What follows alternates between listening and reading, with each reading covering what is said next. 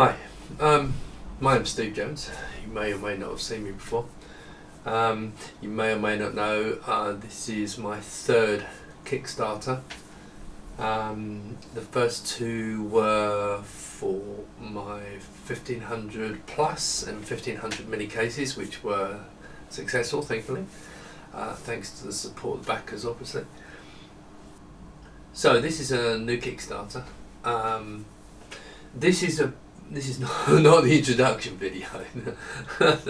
So this is a bit more in depth. This is trying to hopefully answer most of the questions that you're going to have, give you some more information about the products that we hope to bring to market, and to hopefully give you a reason to back the project. So you may or may not know, the idea of this was, it's quite straightforward actually. Most of the old CRT monitors are dying, you can't buy them anymore. And the retro field, it kind of has an affinity with the CRTs, mainly because of the I'm going to put bluntly, the weaknesses, shall we say, of the CRT actually gave them a certain look and gave a certain feel for the graphics on old consoles. Depending on how much you spent, I mean, my history going back with CRTs was one of staring too long at the 1084 over there, in interlace mode, so I could do desktop publishing, and messed up my eyes. Whereas nowadays we would never accept that. But there is a lot to be said. I mean, all the monitors you get nowadays are widescreen, which are great. I've got a few of them, but it's not quite like running retro consoles or computers in the kind of format that they were always used to seeing them in.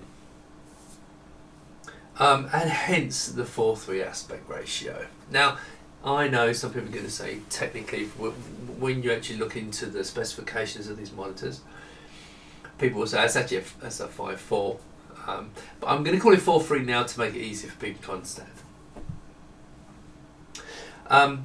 But on top of being a 4:3 monitor, they also have to look the part. So when you put them on an old computer, the whole point is just so they look good.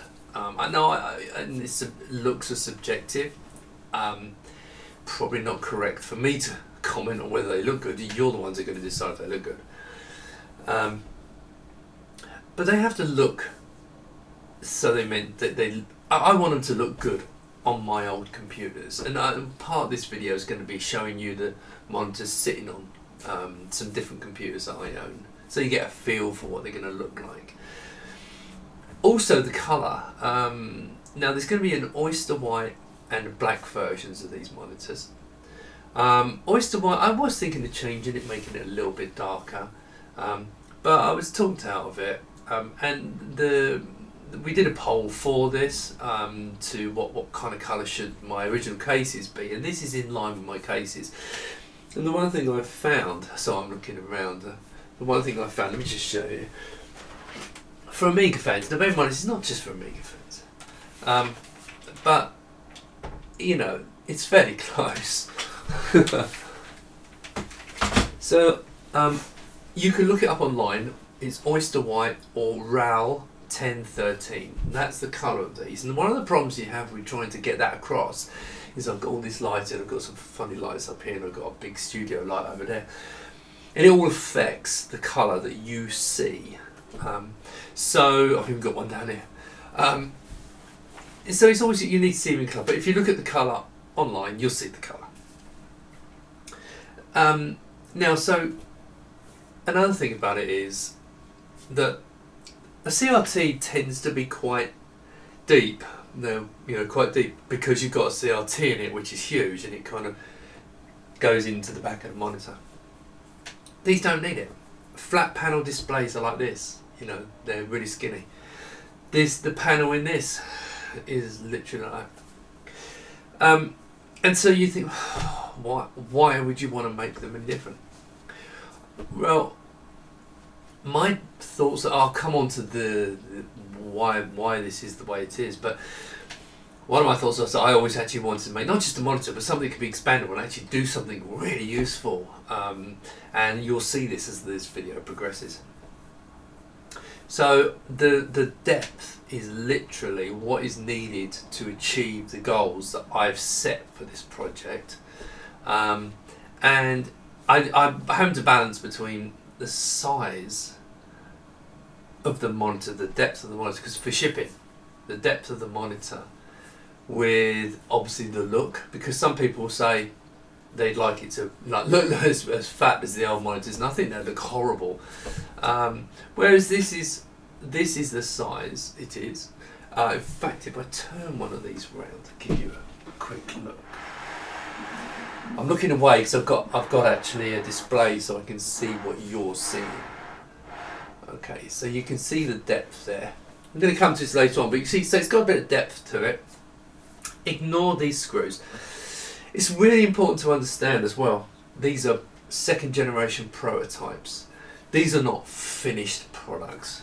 They're going to give you a very good idea what the overall design is going to be like, but you can't look at these and say this is what you're getting. It's not.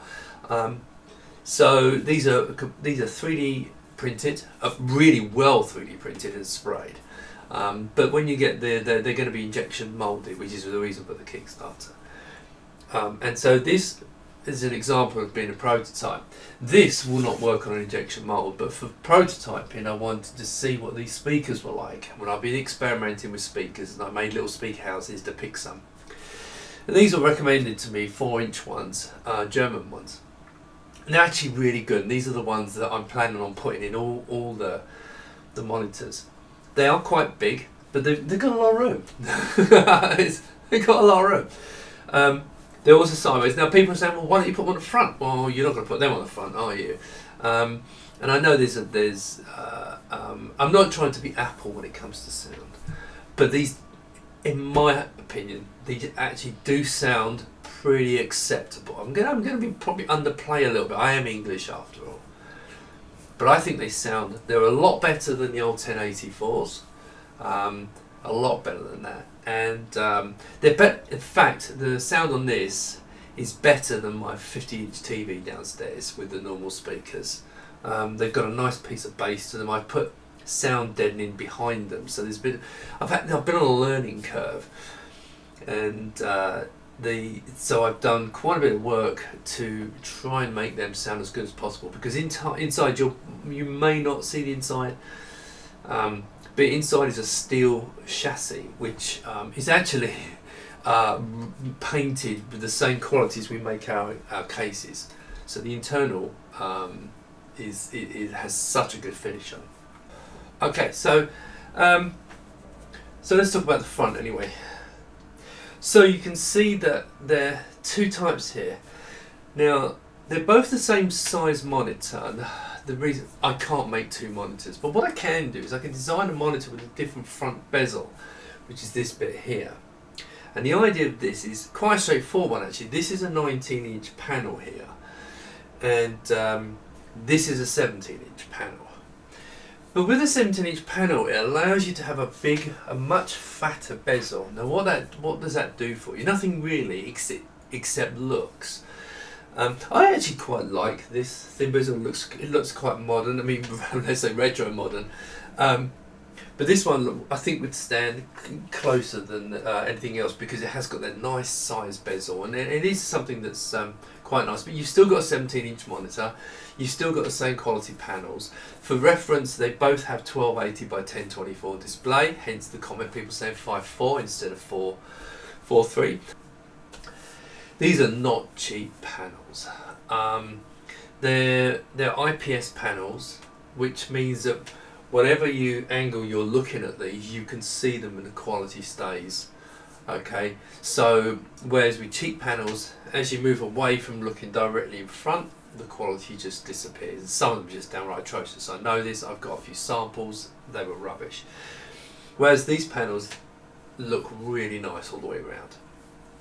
And that was really important to this project. It has to be a quality product. So that's why the panels we've gone for, and I haven't changed my mind on these. And I know there are bigger resolution panels, but this the compromise of this panel and the brightness of it is quite good. Part of this Kickstarter, well, I'll give you links to the actual specifications of the panels, so you can go and have a look, and you'll see that they're industrial panels, and what they use is for digital signage. So they're meant to be on all the time, so they'll have a good lifespan, and that's the aim of using better quality panels. Okay, so the main difference then is obviously a smaller panel here, which allows you to have let's call it a fatter bezel, which is much more retro. Now again, I will say this, and I'll probably repeat this over and over again. These are prototypes. They're experiments. They're experiments not only for functionality but for design. So one of the things I'm very pleased with the angle of this bezel here. We did experiment on the previous version of actually painting the inside of that to be a slightly darker colour. But actually when they arrived, they were horrible. It just didn't look right. It didn't look natural. It looked very false. So my wife had a genius idea, which the light will do it. And it's very true that the light on here, on the angles, does all the work to create the bezel and the shadows and everything. So I think this was nice. Now, with the 17-inch, I made them a little bit too shallow. And so the new versions are going to be more like this, but also I'm going to pull the front out a little bit. Little things like that, that's what the prototyping is for. Underneath, these are fake buttons. The reason for doing this, you think, well, why do you want to put a fake button? Well, it's really so people can see what I'm going to do. And I was asked to make these replicate what I have on my cases, and I thought it was a nice idea. So that's what that button will, and it will be a push button on the front. Underneath here now, there with the existing internal controllers, they come with this little button bar, and it's got the infrared control and that kind of thing. So I haven't modified that yet. We're possibly going to do our own version, I don't know yet, but you will have actual proper little buttons on here. So it won't be these are just holes. If you ever come along, if you've seen this at the show, these are just holes that were kind of made into the 3D print. But they're not used because there's a remote control, which is actually hiding. Hang on. Comes with a little remote control, so you don't actually need that for anything. But it's there as a backup. You'll have the buttons, and I think the buttons will look nice anyway. So now this is one of the interesting parts on the left-hand side, and again this may change slightly in size. You probably possibly can't see it. You'll see there's like a square, a rectangular block here. This is the utility panel. Now what you can see at the moment is I've got cutouts to fit USB headers, sockets, so you can plug USB devices. So if you've got, say for example, which you're going to see on one of these is the MiSter, you can extend them to the front. But you can custom make, it will probably come with a blank, this will be blank when you get it. It may come with an example one that you can wire up. But the idea is you can make your own, and so you can make your own panel there. And I'm thinking things like for GoTech displays, for small little displays you might want to use if you plug into it MiSter, or if you put into an OSSC with its display OLED. Whatever you can think of that can fit in that gap, you can put in there, and you'll be able to mount it internally. Now again, this is the thing with prototyping. The method I use to fixing it in works, it sits there quite nicely, but if you pushed on it, it would pop out. So that was a stupid idea, hence prototyping. But that'll be screwing from the back, and then it'll be quite stable so you can push things in now. But I liked the idea of having this utility panel, so it's not wasted space. So you can, things that you've got internal, you can access from the front. I thought that was very important. There was a question about having a drop down lids, like the old ones. I did consider doing that, but at the end of the day, everyone loses them. Or like my one over there, the clip breaks after 30 odd years, and you end up holding it to close with sellotape. So a lot of the nice monitors don't need that; they don't have it. So I decided to forego that. You'll also notice these have got stands. Now on the prototypes, these are fixed stands. They literally just bolt to the base, and just to show you roughly what it's going to look like with the stand. Now the stand is a stretch goal, because if you take the stands off of it, you may be able to see there's feet under here, and this thing will just sit down quite nicely on a computer. And it is also from here to here, for anyone who wants to know, is the width of my Mini, about the width of the 3000. So it actually sits on it nice, and it just looks quite good in it, to be fair. But again, with the stands, we will have if the first stretch goal is met, we'll have it so you can rotate the display, turn it round and push it backwards and forwards and angle it. At the moment it's just tipped up 5 degrees. So okay, so that's the front. Now, as you know, these are two completely different monitors, 19 and 17. The model name, which is going to be 1089S and 1087S. The reason for that is obviously there was a 1084. And that was a 14-inch model, and my brain just says, well, 14.4, you can work that out. And I think they're quite nice names, so they're going to be on there. I'm not sure where. I know on the renders, Paul's put the name up here. I don't know yet.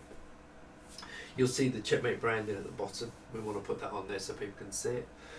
But anyway, so hopefully you like the look. You're going to see these displays in action in this video. And this is going to be a really long video, but I am going to index it, so you get a good feel. You can jump into the bits you're more interested in. So this introduction will waffle on as I usually do, but it will hopefully as we go along. Now, one thing in case anyone spots this, you probably can't see it now, but later on the 17-inch, I messed up the base. In fact, you can probably see the width of that is bigger than the width there. Okay, I got that wrong, and so the panel, that basically the panel, without this wonderful black masking tape, you'd see the panel, edge of the panel metal. I made a bit of a boob on that, and that's what, again, prototyping. It's all fixed in the designs, obviously, but I put that there just so it doesn't look too bad. I got it perfect on this one. I've no idea don't know how I got that wrong, but there was a number of mistakes. Just so you know, you may notice on one of these panels at the side, no, that one's on, the side has popped out a little bit. This is just prototyping. Part of the I experimented with a kind of a holding system so that the sides didn't pull in, but it doesn't stop them pulling out. So when they were made, this won't tend to happen with injection molding anyway, but it's made me realise that actually I need to stop it moving, period, so it drops onto it and it grabs hold of it solid, so these around the edges are perfectly in line. So it's a small thing, but again I learned from that, so we're going to correct that. But yeah, apart from that, I'm really pleased. I actually really like these monitors. I mean, I know I'm biased, but right. So I'll just briefly turn these round, and then I'll go through the differences, and then what we're doing, we're going to break into the individual monitors and start doing some real explanations. Right. So what's the difference? Now let's get you to understand a key function of these monitors, the design. So why are they deep? Well, that's because we have, at the moment I'm calling them pods, because I love the word pods. They were used in the Archimedes range of machines. And I've always liked the word pods, and I quite like that name. So someone may come along and say you can't use a name, but if we don't get any pushback from it, I'm going to keep the name. And again, now the other thing you're going to notice here is the colour difference.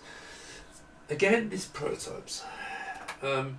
I have a 3D printer. I'll come back to these later, but I 3D print these in white. Now you notice some of these I've actually sprayed to match the colour a little bit, but these are actually going to be made out of metal, because it's probably going to cost way too much to injection mould all of these parts, because there's going to be so many of them.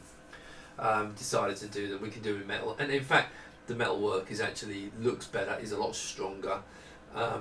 And it'll be more fit. It'll be a much better product, and the finishes be absolutely amazing on them. So we're going metal. In fact, the original prototype had metal, but for experimentation, now I've got a 3D printer. It's absolutely wonderful. So let's ignore that one for a minute. So now this one here is in a complete example of using it as an all-in-one computer. And what we have here is basically, now on both of these you'll notice a similarity. This bottom panel here and this bottom panel are the ones that come with the standard monitor. Now they might look slightly different, that's because I changed the design slightly with this one. You'll notice it's got the audios here, I've removed them, I've put them over here because you couldn't get the USB stick in easy. Lots of things like that. You'll notice I ran out of the coloured versions of these, so the two audios are black, whereas you see on there I've got a red and white one. So again, this is just a later one. But so this is experimentation. But that bottom panel there is pretty much, that one there is actually quite close to what's going to be, probably without this hole. But if you ignore these top ones here and this one here and just concentrate on the bottom, that's basically what you're going to be getting when you get the monitor. And it just like that, it has an amazing amount of functionality. You can see here now I'm using at the moment, well, so let me explain how it's going to work. Inside there's a controller board. I might put a picture of the controller board up. And above that is going to be what I'm calling the breakout board. And the idea of the breakout board is, on the controller board, one of the things that's so good about it, it has audio visual input. So basically it has two composite ins and a composite out. It has VGA, it has HDMI. But internally it has the same ones all over again. So it means that you can, from inside the case, you can expand on them. So we've got this breakout board. Now at the moment I've hardwired cables to connect there, and they plug inside. The breakout board is going to be long, doesn't really matter, it's a long skinny board. It mounts inside and it has a load of sockets, and you connect it to the main panel controller board. And it increases the functionality of what that standard board can do, but also it means it brings all the ports that you want to use as well, because obviously you've got two composite here, but they're reproduced here. So these two yellow ones are phono based, but they are the same, so obviously don't plug in at the same time. But it means you've got AV1 and AV2. These are the stereo input. I could spend ages going through all of this. Probably not worth it, but so that's for AV. So that basically reproduces these. But there's also this output. This one here is a composite output. So, and I'll come on to composite later, because the composite on this is really good. So say for example you want to stream, so you plug it in a games console into here, you go in composite, just for example, you can stream out of that straight out to a recording device at the same time, which is a really handy function that just happens to be there. We've got VGA here, input, standard VGA, so anything that can plug into a VGA signal can be used. And it's kind of a weird place, but there's a little stereo jack here that is paired with the VGA. And so that's how you input. And of course there are input connections internally as well. Next we have this is the HDMI. Now you'll notice, because we haven't got the breakout boards yet, the breakout boards, what they will do is they will do internal connections. So what I've done for the prototypes, we have these little connectors with ribbon cable that goes inside and does it correctly, so you get neat signals. But ultimately the internal will have a small connector and it'll be a small connector goes to the bridge board, and there'll be an internal HDMI connector. Now it's important to understand, if you plug internally the HDMI, you can't use the external HDMI because it's the same port. So if you do put a machine inside it, or you put one of these above, that will use that port.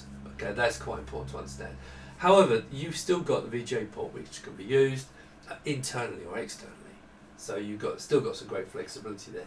Ignore that for now. That may well be used later on. So that's the main control panel. Now and these are the audio output jacks. At the moment I'm doing it as a stereo phono pair.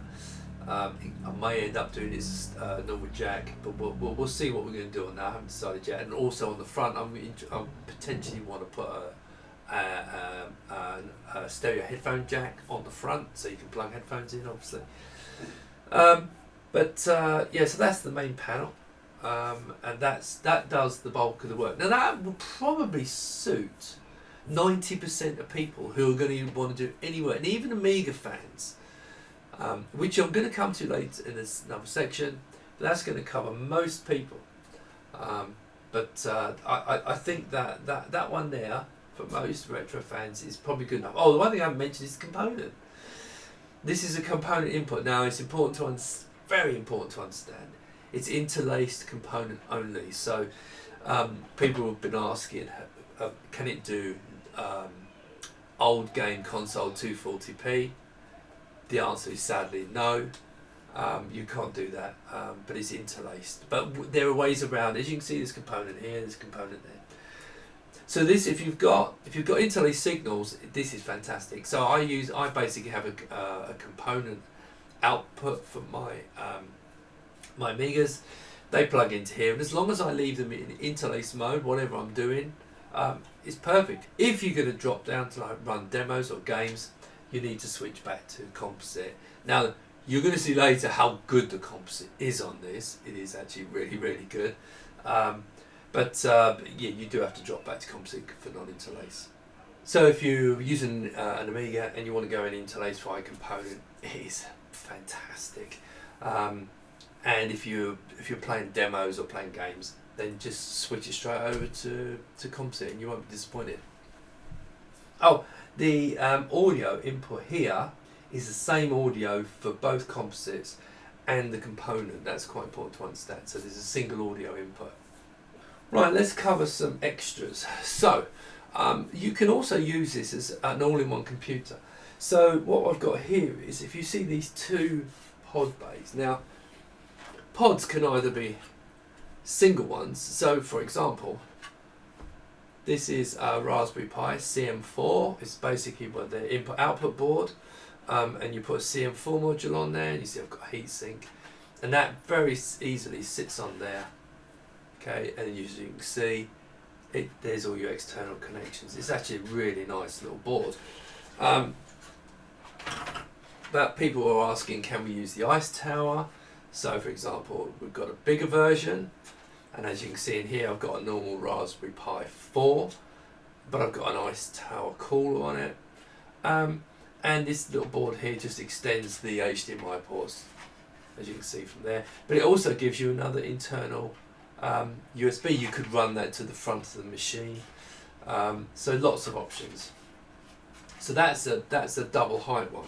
Now you can see here I've got a double height one here, and what's sitting inside there is there's a clue. What's sitting inside there is a MiSter. So if you've got one of these and you want to put it inside the monitor and be able to carry it around, because hopefully you've noticed these have handles and you can carry these around. And I originally thought they might be good, maybe not, and I might remove the handles. They are so useful, and they actually work really well. So I'm really pleased with the handles, and you can pick it up. And I work up in the loft, so I have to carry them up and down from the loft, and they're absolutely fantastic for that. So well pleased with that. Anyway, this inside here is literally like this. It's sitting one of these. Okay, now obviously it's out of the case, and it's got slightly smaller feet on the base. Standoffs. But basically screws into the tray, and then I've got internal cables that plug into all the sockets, and they come out here. So as you can see, RJ45. That's for an external HDMI if you want it, but of course I'm using the internally HDMI. Couple of USB socket for that. No, that's actually not the USB. These three are USB. These two are USB, VGA, and in there is stereo output from the thing. So you could, if you wanted to, run this out to a streaming rig from there.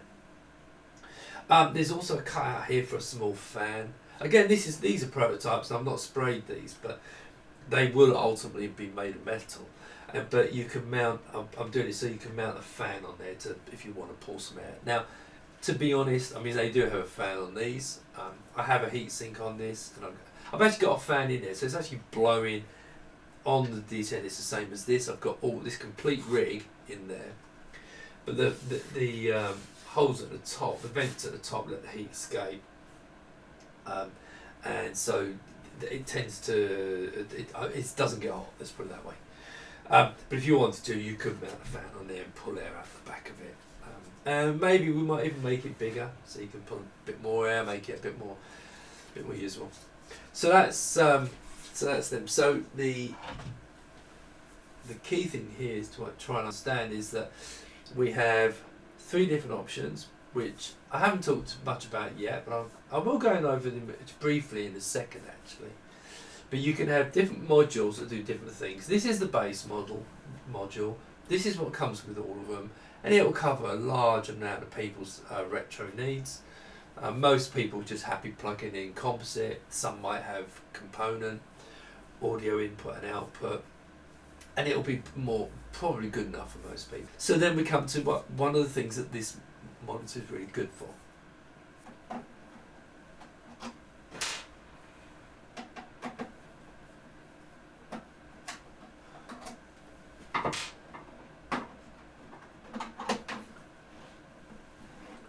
Right, so as you can see, I've removed this, but what we've got here is 2 retro Tinks.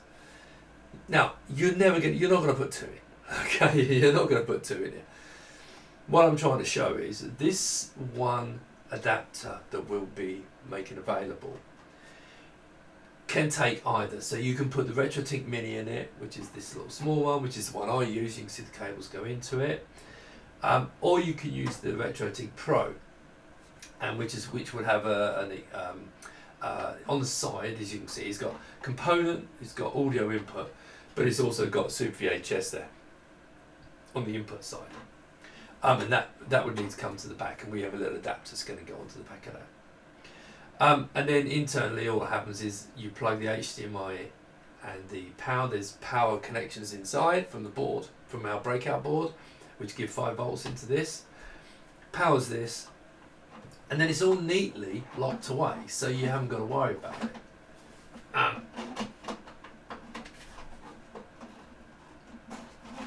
There we go. Slide that back in there, and I'll do this up because when I pull it, there we go. Hopefully you can still see that. Yep. So that's back in there now. So I'm using the Mini, so I can put in composite. Now I'm not going to use the composite, to be honest. I'm going to use Super VHS. You're not going to buy that, put that in for composite. Now some people may say I want to actually use it because this will have, the Retro Tink is going to have a lot lower latency than what's on the base here. Now whether you can notice the latency difference is up to you. But you have the option to put one of these in if you really want to improve on everything about this. That's why this is designed for the retro enthusiast. So you put that in there, put Super VHS, and I'm going to show you all this later. I'm going to set this all up and show you. Super VHS in there. If you've got the Retro Tink Pro component in, there'll be Super VHS there, and there's your audio in. And even the buttons on the other side, we have these little buttons. Now you actually pull them. I was going to do push and try and make it never worked, and it wasn't reliable, so I actually settled on this, and all you do is you can hear that, we pull the button, yeah, and it's just basically an L bend, and it goes around the back, it locks into place, and you can pull on the buttons. Simple solution to the buttons. So that's in there. Now at the top, this might be a bit more tricky to pull out to show you, but I'll give it a go, as my little 3-year-old would say.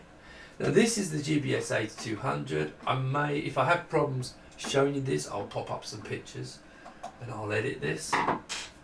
Right, so what you can see here is, this is the GBS-8200. And most people would say, why are you putting a GBS-8200 in there? It's not, on its own, it's not a bad little board. It's been used a lot for arcades and that kind of thing, and it does a reasonable job of translating from for EJ, CGA, component, those kind of signals, old 15 kilohertz signals, and and making it work on modern panels. It's not bad, but there's been a lot of people doing lots of tweaks and changes to it. And now I've experimented with them as well on other boards, but this board on the right hand side is something different. Now a lot of you will know what the GBS-Control is. It's a fantastic piece of firmware that was created, and hopefully I'll stick a message up to say who by. But it was created by, I think it's a guy, and it runs on these little microcontrollers. And so I was going to have designed a board that would give me and be able to just make a very simple to assemble system. But I met basically Byron, and he'd already done what I wanted, which was to have a SCART on the back. So as you can see, there's a SCART socket on the back. This is actually there's a new version coming. There's a SCART version for output, so you can plug any RGB Scart. Now we're possibly going to use the composite in the audio signals. I'm not 100% sure on that yet. But that SCART there, so that what happens is that comes into the system, goes for the firmware, and these little cables. Now it's going to be a lot neater. Again, it's a prototype. There'll be just simple cable patch cables to connect it together. What we found is, or I've found is, that actually you don't need to make all those massive changes to the GBS. I'm not saying that this solves everything, but the one thing it does do, it fixes an awful lot. It massively reduces latency to the point where you don't need the more expensive products. And it does a whole lot of other things, which is a whole separate video. But by having that on there, this has got a little web server on it, so you can log into it from a phone or a PC or a tablet, and you can control this configuration of this display and set profiles and save them. So it will boot in now, and it also has made this an absolutely viable system. Now, there are some people out there who say, well, you should have put certain capacitors here and there. Yes, you can do that, and I'm hoping that people will see it as an opportunity, if I sell enough of these, to be able to sell them, because this board's not very expensive. So I'll be putting this board in, but then you'll be able to maybe upgrade to one that's got all of the patches done to this board to make it even better. But personally, for me, I find that actually standard is good enough, and I have done all those patches myself, which was a bit of a nightmare, and I did a pretty poor job, but it worked, and I could see subtle improvements. For most people, I think this is the key secret sauce, is that firmware. Absolutely changes everything.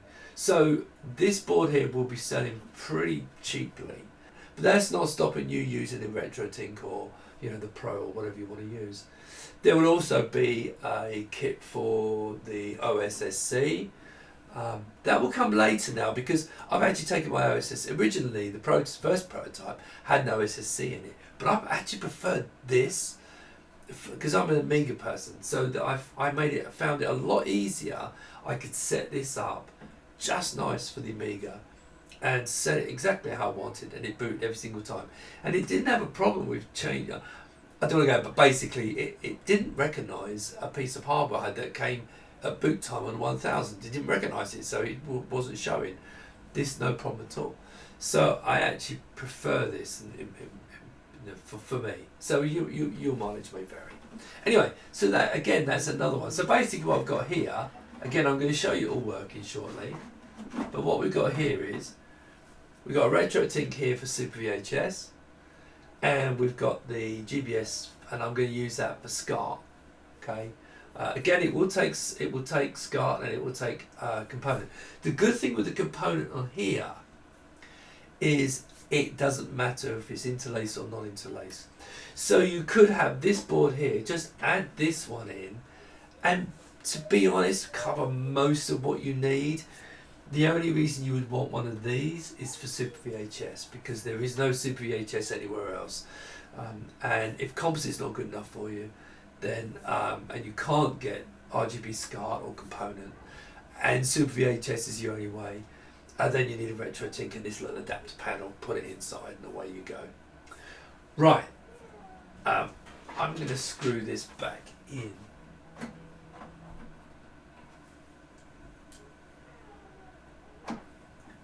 Now, again, as I said, it's a prototype. So this whole screwing thing together, we're hopefully going to get little thumbnails. And also I'm going to change it slightly because the holes are a little bit on the big side.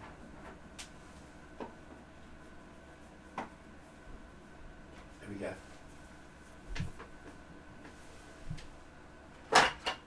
There you go. So obviously the rear panels will match the colour of the monitor. But I think you can see, if you just use it as a monitor, if you've got all that, I don't think most people are going to need that unless you have to have SVideo. If you have to have SVideo, then that's what you want. But I think this and this will cover most needs, absolutely most needs. And so I think it makes, and as you see, I'm hoping that will cost around £40–45, something like that for that kit. Because the components are not overly expensive. We're trying to keep the cost down as much as we can, but there's only so far we can go. But I think you'll find that's actually not too bad, considering the boards and the cables and everything internally. Right, so that's that. So now the next section of the video is going to be actually showing you working in different configurations and so on. Right, now excuse the mess. But basically what I'm about to show you, I'm going to connect my Amiga via this little board. It goes into the 23 pin. It's got proper 23 pins to it, mate. And the component output, and that's going to go into the component input of the standard monitor. Okay, so everything is down there. This is the MiSter in here, so there's no other things going in. That's the Amiga. I've also got, this will come into the Amiga for demos, and there's the Amiga's audio input. Now what I've done here would be interesting, because I've actually tried this, I'm pretty sure it worked.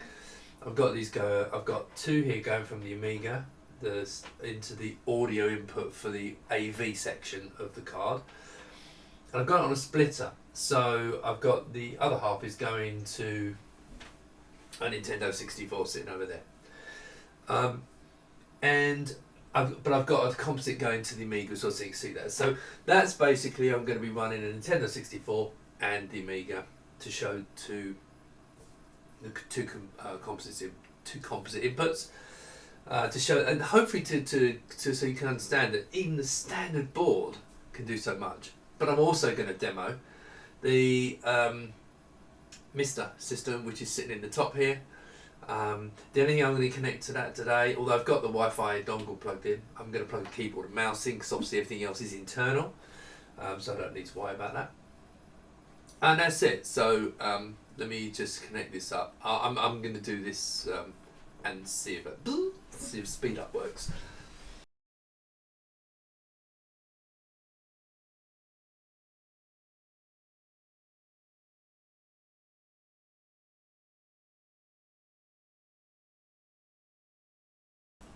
Right, now what I've done is, now I've connected it up, so I've got the monitor turned on, which is turned on the MiSter, which I'll show you in a minute. In fact, actually just to prove it. There we go, there's MiSter.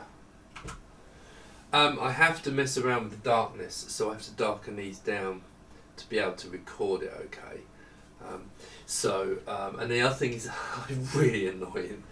If I focus it in really tight on the screen, the camera is making some kind of wiry pattern on there, which is if it looks slightly out of focus, that's because I've backed off just a little bit for that reason.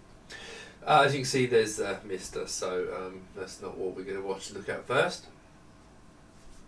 So here's the Amiga display. Now, interesting thing about this is, I think hopefully you can see it.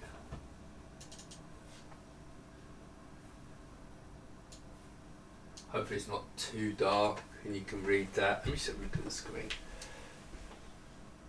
Yeah, you can read that. So that's running in high-res interlace PAL mode. It obviously supports NTSC as well, if you can switch it. Now, the one thing people ask all the time, does it support, if I press that button, hopefully you see down here it says PAL.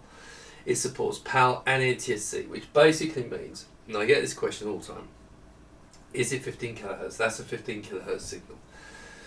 So if 15 kilohertz is a 50 hertz, if it was NTSC, it would be coming in 15 kilohertz at 60 hertz, and the panel can understand it no problem. But what you can't probably tell is that is composite. Okay, this is composite, and composite is actually almost pretty usable, except the fact that if you then do this, and I go into component mode, which is plugged in on that little board, it's even sharper. Now that is pretty much RGB. Composite is obviously composite, but the monitor and the controller does a very good job of cleaning up the composite. I'm not saying it's RGB, but I think anyone who comes to see this in the flesh, when you switch between this, which is component, which is technically almost RGB, to that, which is composite, from a distance you might not necessarily be able to tell. Now you can tell, but I can even play around and improve this even more, because I've tweaked it about to make it look nice. The only thing it kind of sometimes gives it away, and I think this might actually be because we've not got the breakout board in there yet. I think there may be a little bit. There may be, the wiring inside I think is still a little bit noisy. I think you can see it here. So that's the reason for the breakout board. That the breakout board will make very short cables and to connect from board to board, and then it'll be on a board, so it'll be much better signals. But look, I was shocked when I saw how good this was in composite, and that's just using, now that's a high res interlaced display, which I mean back in the day I'd have used that. I mean even that in composite, just composite looks better than I was getting with my interlaced display back in the day on a 1084, because of the flickering. It was not, RGB was sharper, but it was flickering so bad I just couldn't see it. So even that's good. But let's switch it back to component. Love it is sharp. Okay. Now later on I'm going to show you a bit later on in another video, you're going to see the Amiga coming out through RGB.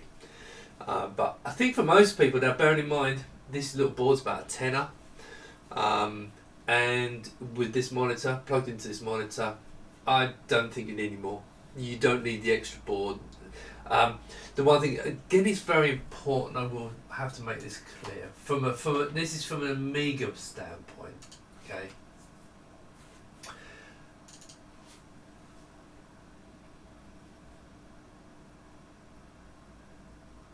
Now, I'm running a demo, so it says no signal. So I have to switch over to here.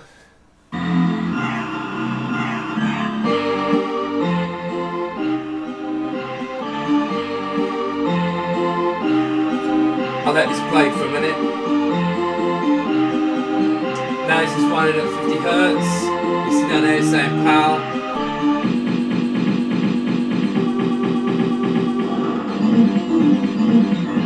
And it's nice and clean, sharp, and that's composite. Okay, with the standard monitor,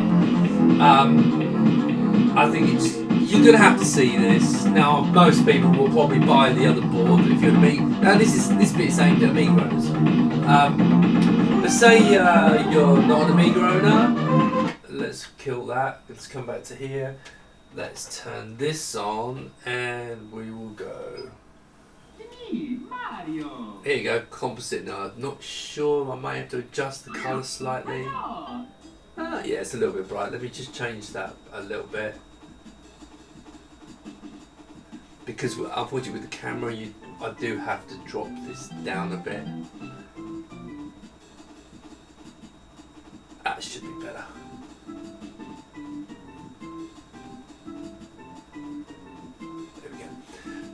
So hopefully on camera that looks a bit better. What I'm seeing now is a slightly darker image, but what you're seeing on the screen is probably quite good. I've actually got no controller in it, so I'm just letting the demo run. Actually, that might be a little bit dark actually, to be fair. But as you can see, I've got both of them. Now I put a little, let me grab this thing.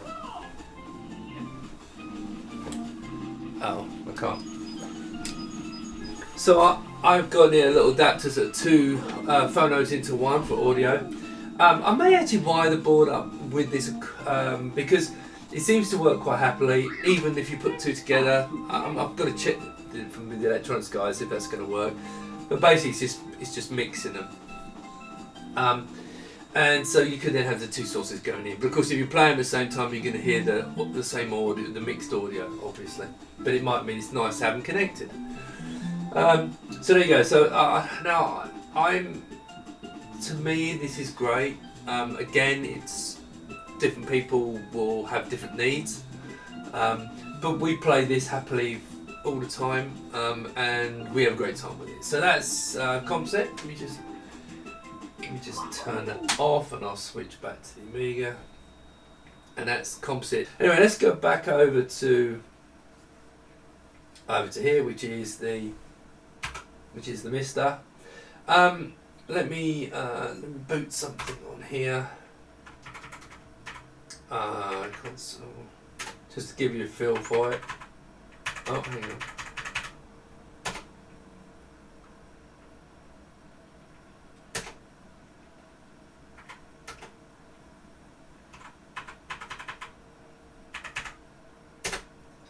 Hopefully.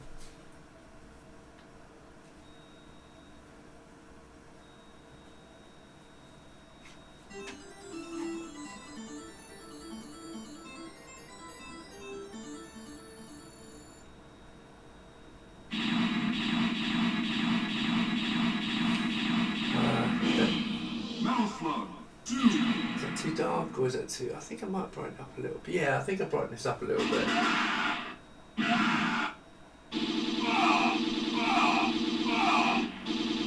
Let's not go too far.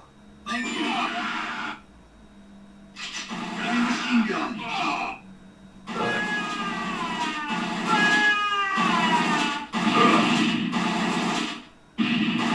Now, let's turn the volume down. It's hard to tell about the let's kill the sound. It's hard to tell the sound, but there is a way of doing it. And what I'm going to do is I'm just going to jump into here. In theory, I should have a right now to show you the sound. I want you to actually hear the sound, and it's obviously difficult because my speakers actually my microphone's actually pretty good, but I just want to play some music so you can hear it now. I don't want to play any demo music because you've already heard a game playing then, but let's listen to something that's hopefully will test the speakers a little bit.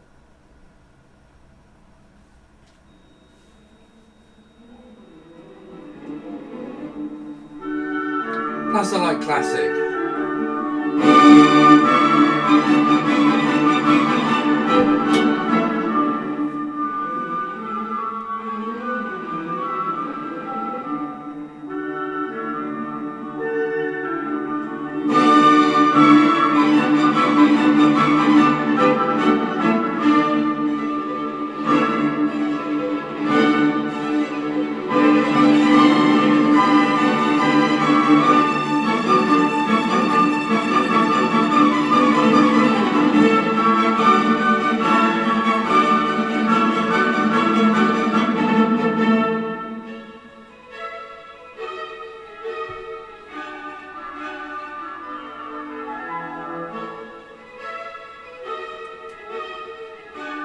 Right, that'll do.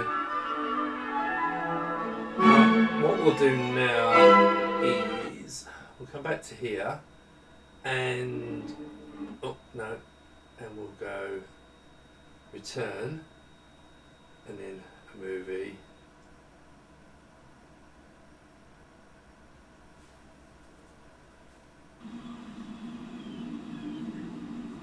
I think it might be a little bit bright. Yeah, it's a little bit bright, isn't it? Let me just turn it down.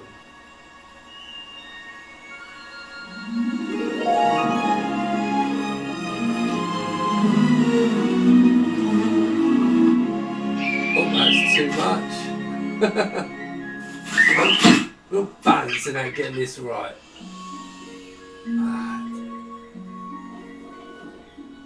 Because of the settings I've got on the camera, you see.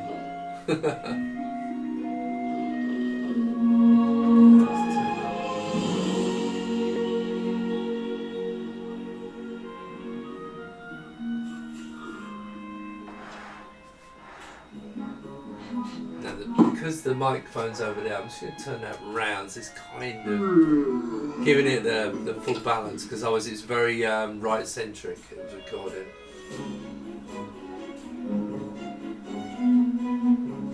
I suppose while we're doing this, actually, what I could do is I could show you the angle here. Make sure I'm not bonking into anything.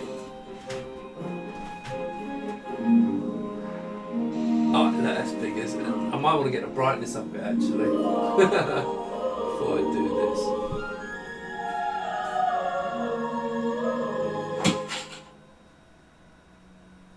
There we go. Right, if I turn that around.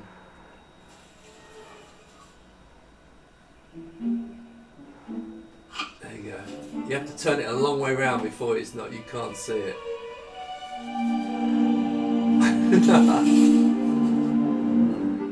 That's the wonder of IPS. Now if you were sitting here, oh, now it's too bright, it's burning out a bit. Let me, unfortunately it's the camera, it's the ISO sitting on the camera. It's very difficult to get balance.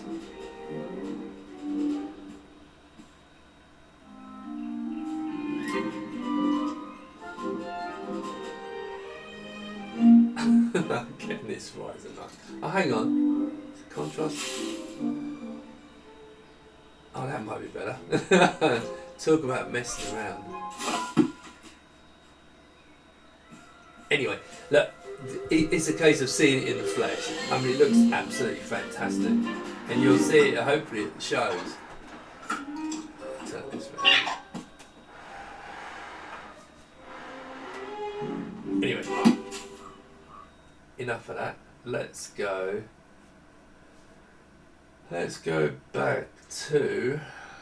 Okay, now what we've got here is we have my BBC Micro, which is going into the RGB.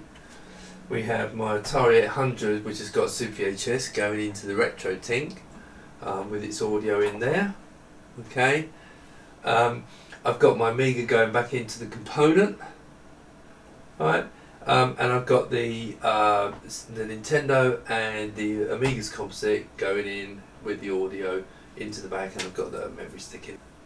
Oh, better turn the Amiga on. Right, now reminder, this black bar at the bottom, prototype error.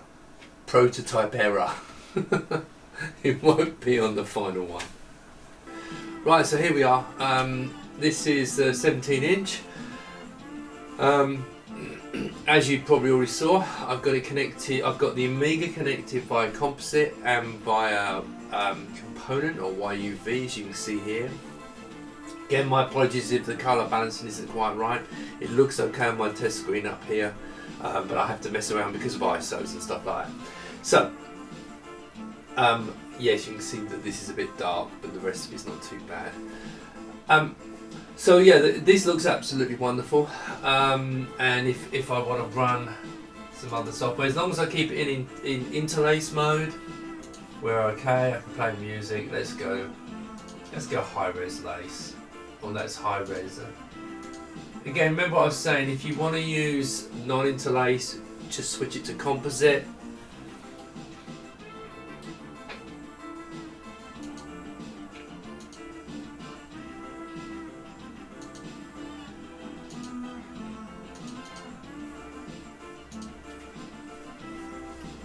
There we go, and pull that down so you can see what's behind it. I might bring it up just a bit, the brightness. I spend all the time trying to get it just right for the camera. Maybe that a bit better.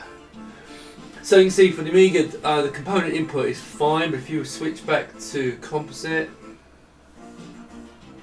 okay, you probably can't tell the difference. On the camera, you're probably going to struggle to tell the difference. You will notice it's not quite as sharp, it's composite, but it's actually more than usable, so everything just runs really nice in that mode. But of course, if I switch over and I go back over to here in composite, here we go, we've got a little bit of Nintendo 64 with Mario, and I play this on here, and I'm not the greatest game player in the world, I would admit it, but I don't notice any lag. I know there will be lag because the way it works, because it's stabilised and it's doing all this other trickery pokery. This controller is designed probably primarily for TVs, so it's got fairly good circuitry in this, but it's also those internal connectors. In fact, I brought one down with me so you can see it. So it would be a bad idea to talk about that now. There we go. So basically what you have here is you have all your connectors up the top, so the two AVs, but what's really important is these connectors, 1, 2, 3, 4, not so much that, but that's 5, that's output, okay? So this one here is for your audio AV inputs, this one's for your YUV or component input, this one's for the RGB input, and that one's for HDMI. So what they give you is an internal way of connecting, which makes this whole thing work. So yeah, there you go. So there's composite. But what about if we want to go up to Super VHS? Now, my Atari 800, you can see here, if I switch this into HDMI mode, now the reason why I'm switching it to, I might have to reboot, oh that's fine. Why am I switching it to HDMI mode? Because the retro Tink that it's plugged into, that's inside the back of the monitor, connects to the system by HDMI, and that's how it does all its great effects. Now again, I've got the switch on the back. I can change the settings from the retro Tink, but let's just quickly click on something. Oh no, that was rubbish on it. Let's try that again. Right, a little bit too quick on the buttons there, I think. Right, my demos. You recognise this one. This is for all the Atari fans. Obviously I'm an Amiga fan, but I'm sure the Atari guys will appreciate this. There you go. Yeah, look, it's not just Amiga. In fact, I would like, the reason I'm doing this, before all the Atari ST owners get excited, Jake Miner created the chips in here as well, so you know. But no, there you go. So that's a lovely. Now again, you can run this in composite, and to be honest, it's not a lot different. It is sharper. It is sharper. But the Super VHS going into here, it looks really nice, and it's nice and pin sharp. I've actually got another demo, but the only thing with this, I still haven't figured out how to. I'm terrible, really, aren't I? Some reset. Can I think this is? Did I get rid back to here? No. See, that just takes me out to. Now here's an interesting thing. 480. I don't know if you can read this. 480p, 60 Hertz. So my Amiga's PAL, my Nintendo 64 is PAL, but this is an NTSC import. So this is actually an imported Atari 800 running NTSC. No problem. I'm going to turn it off because I'm not sure what the secret. Now here, this is the pattern from the retro Tink, and you can see it's actually a little bit bright. So what we'll do is we'll just again play with it, turn it down just a bit, see, get it right. And now it's gone on it. Drop that down just a bit, and then we'll turn it back on again. Can you see? I know it's too dark. I may just have to just leave this.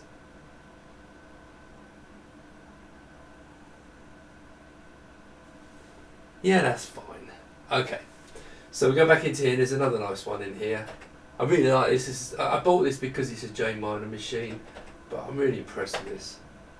Now, if you're a Commodore 64 fan, which came a few years after this, which is pretty much the same machine as this, I know you'll probably go excited about your SID chip, but the chip in here is actually pretty damn good. But the Commodore 64, I think it's got a composite output, so you can use that. But you can get a Super VHS output for that, and then you just need the retro Tink. Then you can plug that into here to get that nice sharp display. And let's. I quite like this one. Another little Atari logo. Takes a little while to get going. Yeah, it's a little bit. This is the worst thing about doing this. You should just. I've got the trouble, and I suppose here's another interesting point. The reason why this is such a pain in the butt is because it remembers them. It remembers all the settings for each input, which is really useful. It's not a global setting. I know some people will probably complain about that, but the different inputs can be at different levels, so you can adjust them for each input, which is fantastic. But of course, when I'm doing this, I'm dropping them up, dropping them down a lot. Let's see about bringing it up a little bit brighter. There you go. It's probably too bright now. Anyway, so that's that. Now let's go and have a look at something else. Let's go and have a look at the BBC Micro. Okay, so now what we got here, here's a BBC Micro, and this is plugged in via the RGB Scart. So obviously I could have gone composite, and again it looks great, but it doesn't look as sharp as this. Now this is going into the board. Now you'll notice it's not filling the whole display. But because, in fact, I tell you, it might make it good. This will be a bit of give me a break just for a second. So now what we have here is the BBC Micro, and it's running through Scart. It's plugged into the GBS-Control. In another section, I'm going to show you the Amiga running in the same mode. But what I actually want to show you is I'm just going to run up again Arkanoid. So just to show you, you've got this. The main thing is you've got this RGB Scart input, okay, and it runs brilliantly. But you've got this app. I think you can see it. Yeah, you can see this app. Now this app is communicating with that server, okay. And if you watch, if I go to move, if you watch the actual display, you'll see it move as I touch this web page, yeah? And I can go up and I can go down. So basically the controller on the RGB input is, hopefully you can hear me over this. In fact, let me kill this. Let's kill that, right. So, star, let me just load that. Right. Oh, deboot 0. Star.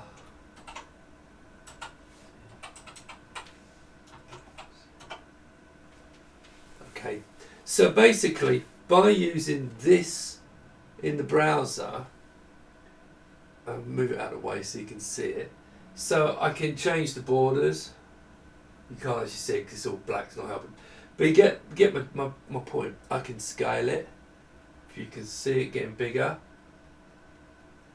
And then I can move it.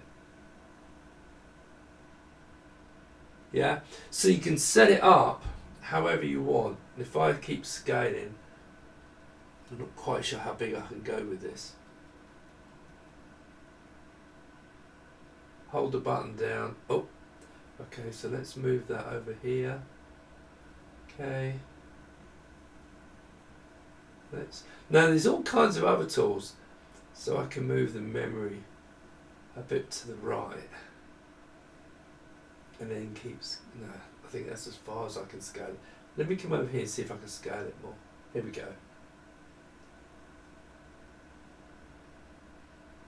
Right, and all you do is you play around with this until you're happy.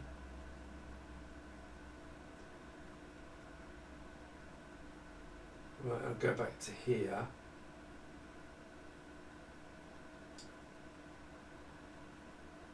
You see? Oh, actually, now it's starting to get a bit messy in the middle. So obviously I've messed that up. But if you make a mess of it, all you have to do is you go back to here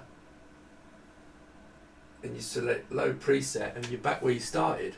So you can control it in this browser on a phone or anything like that from the web page. Set it up. I've got it set up for Amiga because obviously I use it mostly in my Amiga to plug into it. But you can plug anything that's got RGB Scart. Right, so the Amiga, from Amiga to the panel, is now going in through RGB. So what you get now is you get the best of both worlds. So we've got this high-res interlace. Now you'll notice I've not filled up the full screen, but I can change that quite easily.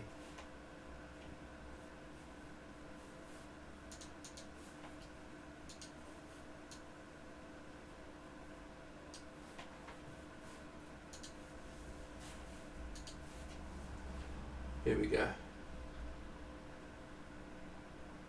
Okay, so bear in mind it's all flicker fixed. RGB Scart coming out of the Amiga into the display, giving me a full PAL interlace over scan workbench. If I open up, say, D-Paint, now because we're going into the GBS-8200, I can set low res, use, and it works. And I can load up that picture again.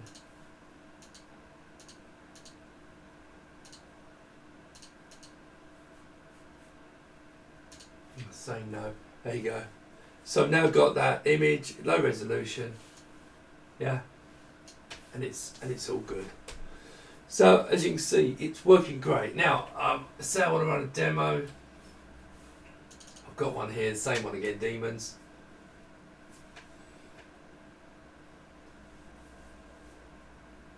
I've got sound off. Oh, sound's not connected, is it? My only concern is, right, okay, so interesting to note, for reference, I'm recording this at 30 FPS, and so what you're seeing, the scrolling along the bottom is a bit jerky. Ignore that, because on here, it's the occasional glitch, to be fair, but it's completely smooth, because this is running at 50 FPS. So you can see that it says PAL 50 Hertz. Okay, that's all good. It's just the fact of my recording. I'm recording at 30 frames a second, so hence you're not quite seeing what I'm seeing.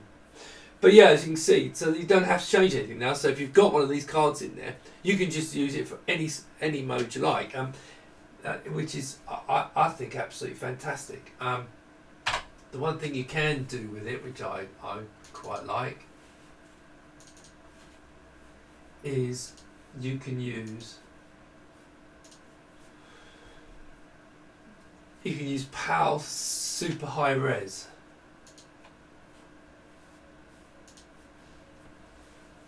which I think is pretty amazing. There you go. Oh, just excuse me. Just getting over a cold. Great, isn't it? There you go. So we got super high res, which is something like 1380 by 576. Does tend to make things look very tall.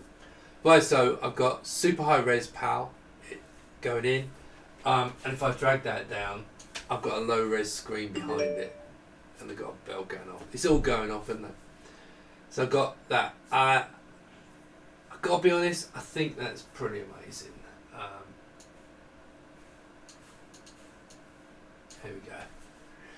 You might be able to see it as you move the screen. Oh no, you can't see it. In fact, you can't see it here now. You do. What it does is, because it's actually interlacing, and then it interlaces, it flickers for a second, then it stabilizes. Okay. So if I pull that down, you can see it, and then it stabilizes. Boom, done. Okay. So I think that's pretty cool. So that's Amiga with the monitor. Again, I don't. If you can live with the way I did it before, which is component but only an interlace, and then if you want low res, go into composite. You don't need this GBS board for Amiga people, and that's an awful lot of people. Obviously, then it comes to the fact of for Vampire owners or people who've got HDMI and using the Amiga outputs. You can do that as well. I mean, you can. Now, the thing you can do is you can switch. Obviously you can switch between them with this, but what I'm trying to get made is an automatic switcher, which will do it on when you change screen, so it'll know which screen mode you're on, and literally just almost like press this button for you, and be an infrared little box. I don't know whether at the moment whether we can get that made, but that would be quite nice if we can get that made, but I can't promise it. But so at the moment it's manual. It's not a big deal. You just press the HDMI button, which I've turned that off. So let's turn that back on so you can see something. There we go. So you just turn that, and then if you want to come back to the other one, just come back to VGA, and then it switches. I suppose one thing I am hoping to get done, this bar at the bottom, once it's going live, is it's only have it up for a couple of seconds or a second. At the moment it sits there for about 4 or 5 seconds, which is quite annoying. But apart from that, I think it's fine. Okay, so that covers a lot of it. There will be more videos coming soon. And hopefully this has shown you that, and hopefully you've got some interest in it. And I'll see you in the other videos.